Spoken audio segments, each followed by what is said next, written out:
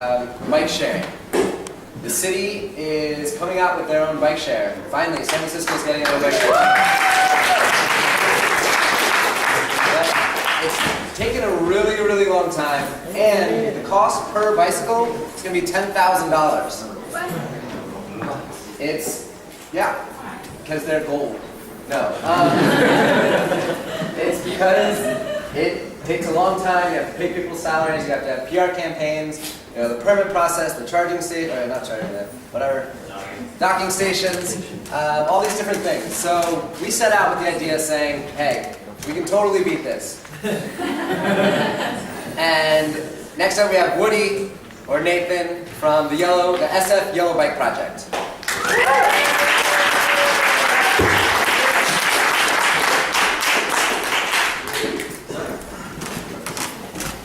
Yeah, it's Nathan Woody. In the bike world, I feel like Woody makes a lot of sense, so I just kind of go with that. I think I've changed what I'm going to say probably 10 times listening to everybody speak. It's really inspirational, it's really powerful, very motivating and exciting. And so I think that there's just a couple stories that need to be told in order to explain basically why I am standing here on this little stage in front of you guys talking about bike share. And they're pretty much bike shares and the history of it. The San Francisco Yellow Bike Project, of which I'm a co-founder with Mary Kay, who couldn't be here tonight. And then the story of this space and this community and these people.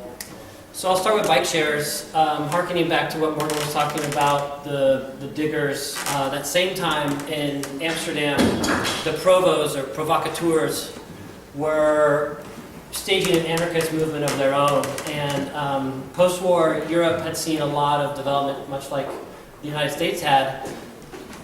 And they were seeing a lot of cars and a lot of deaths and a lot of people basically trying to use their streets, but paying the ultimate price. So their idea was to shut down, along with many, many other ideas, their idea was to shut down Amsterdam city center and provide free alternate forms of transportation to move around so that then private vehicle traffic could be banned in that area. One of those ideas was white bikes. And they had white motorcycles and white dogs. They really had a wide swath of what they wanted to make white and free and available for use for the people of Amsterdam. So through that process, a lot of things happened, but basically it was deemed unsustainable. If you've been to Amsterdam, you know that the bikes would then be picked up by really drunk people and ridden into the canals, and they did end up hammered and broken and in pieces and stolen, and so it didn't ultimately work out in that way. Well, that idea lived on in the United States through most commonly the Yellow Bike program. And if you've ever been to Burning Man, they have a yellow bike program. The bikes are actually green, but it's just free to ride but not to keep. There's a bike there, you see it, you can pick it up, you can ride it somewhere and you can leave it. The idea being someone else will pick it up and then ride it to where they're going and then leave it. And that has then served as the model for what we're seeing that's being developed for San Francisco, what just rolled out in Chicago, and just rolled out in New York, are these kind of point-to-point bike shares.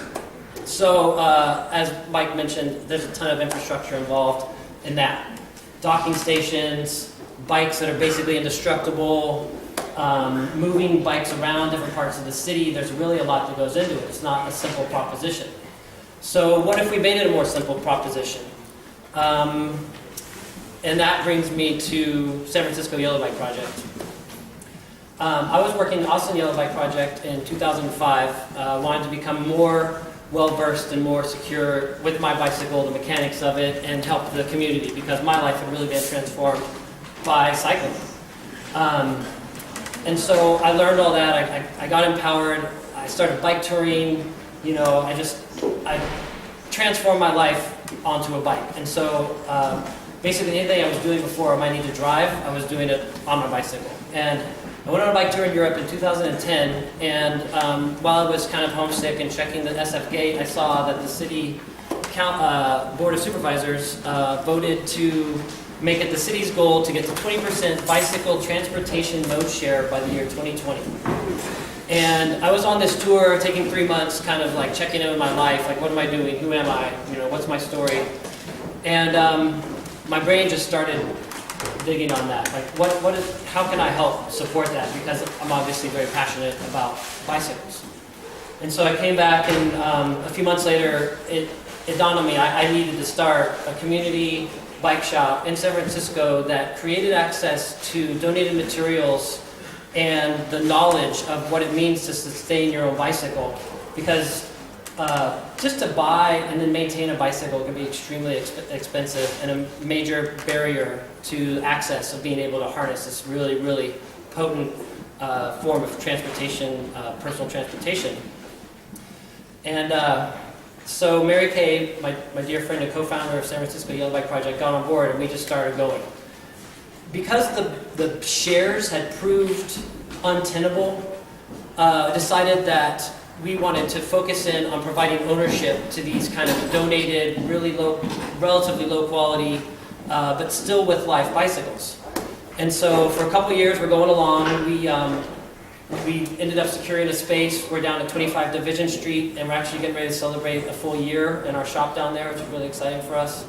But then in May, through some, thank you, and that's open for all too. If anybody wants to come see our shop space tomorrow, we're going to be doing a little mix over there from 4 to 6. So that's our little plug. So through some various serendipitous and being out in the community events, I managed to meet Clint, and then through one of our meetings, I managed to meet Nadia, Clint's partner, and then all of a sudden, Clint's throwing a block party in Nova, and San Francisco Yellow Bike Project had just completed putting together a mobile bike shop. So basically, we can attach a trailer with a little. If you walked in recently, you saw it down there. It's got a tabletop, we've got all the tools, we've got a stand. We can pretty much do any of the major to minor repairs that you would need on a bike. And so why not bring our mobile bike shop to this block party? And just help out in the community, just fix bikes, spread the word, try to make sure people's bikes are safe and running, etc. And so in that process, I get to meet Mike. And so now, as you can tell, and Morgan. We're over here. Over there. I'm not trying to get credit, just want to let you know over here. Well, I think I had met Morgan once before. It's a little shady. Anyway, or hazy rather. Whenever that. And so we start talking, and you want to do a bike share? Cool. Where are you going to get the bikes? The city has these hundreds of bikes. It's going to be awesome. I'm like, I actually know about those bikes. Who's going to fix them up for you? They're all pretty much complete, ready to go. It's like, yeah, about those bikes. It takes a long time to get them up and running. Like, we worked really hard. We did a program with the Lions Club. We got a whole bunch of those bikes put together, and there's basically like 1/3, just like hundreds of bikes, like 1/3 of them, totally not ever going to come back to life. Just good for parts. So, and then you're fixing something, and then you find a deal breaker. Just like, they're a struggle. So, Morgan was able to collect a few bikes from a friend of his. San Francisco Yellow Bike Project had a few bikes in our stable that were kind of ready to ride. It's one of our programs. And so, put our heads together for a minute and said, you know what?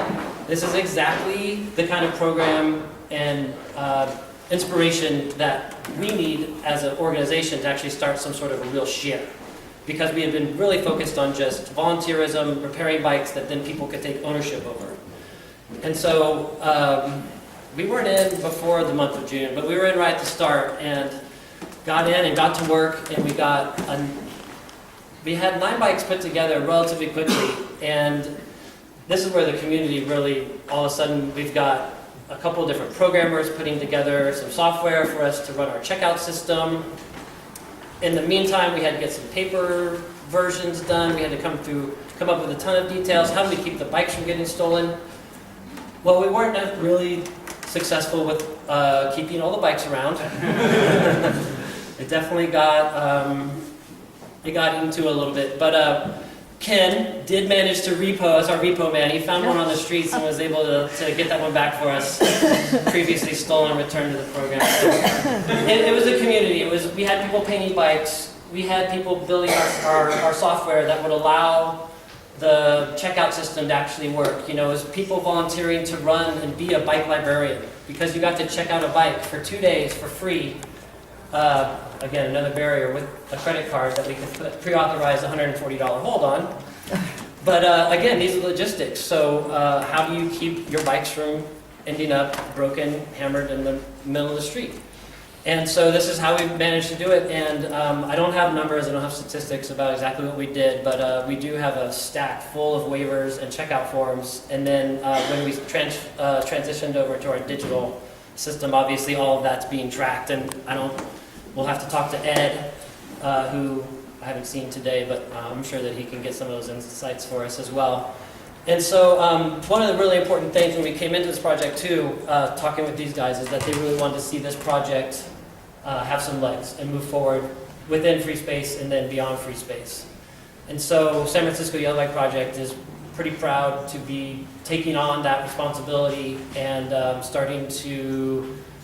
we're going to have to readjust our model probably a little bit, but we have a fleet of bikes that are ready to ride and good to go. We've got a system in place, and right now that are actually check-outable, I'd say there's 6 downstairs that are good to go, and we've got probably another 10 that are, speaking to issues. We've got a bike down there that's pretty much ready to go, but the seat post, the only place I can find the seat post that fits this seat tube, it's online at $70. And the bike is probably worth about 40 or 50. But again, like this fits into the civic hacking. What materials already exist? What are already out there that we can put back to use in the community? And bikes that people don't want exist out there, and we can make sure they're safe, and we can make sure they're ready to go, and then we can allow someone to, harness that potentially transformative, good for the city, life-affirming, fully self-contained transportation. So that's pretty much the story of the bike library through these 2 months. It's definitely been a team, and it's definitely been an inspiration, and it's definitely meant a lot of hugs. So thank you guys.